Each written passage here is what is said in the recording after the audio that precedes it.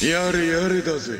Ever since the dawn of video games, there have been replicas of classic card games and board games that appeared on every gaming platform ever. From the famous Windows Solitaire or the fantasy genre like Dungeons and Dragons, they all had their own games to please their fans. That is, until a recent Kickstarter campaign said, why can't we have both?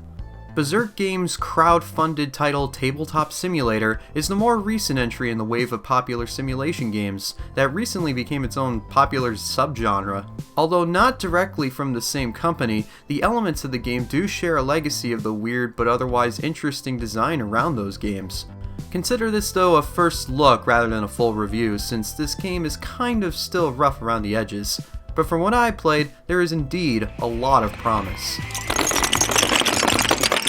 So basically, you ever wanted to play chess and all of a sudden just dump a bunch of goblins from an RPG set all over the board? To put this in a nutshell, Tabletop Simulator is the ultimate freeform tabletop where you're able to play any kind of game you want using the pieces that are in stock, or are otherwise made by the modding community that have sprung since the game's release.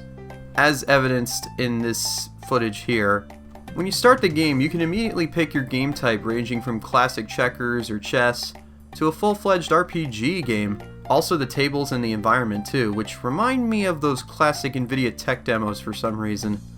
At least they're good looking. It's all about the game pieces after all. From there, it's all up to your imagination really, on how you want the game to proceed. Like I said, it's freeform. Controlling the pieces as well as the camera are precise, as well as a hotkey dedicated to flipping and snapping pieces is a nice gesture in the design that helps customize the play space you have.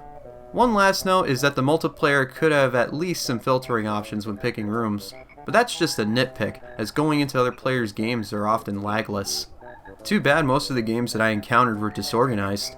If you thought messing around with the menus in the game are chaotic, imagine when several people do it. Might as well pull a Francis. Hopefully the community will grow and organize the servers a bit, which I'm sure they will in the future, and make this game truly shine. Overall, Tabletop Simulator has opportunity, and will become a gateway to something big for the fans of the genre. $15 seems a bit much, if only for those who are curious, but if you ever wanted to recreate your D&D game on the big screen, or just play poker in a different setting other than with Sam and Max, I suggest picking this one up for the humble factor alone.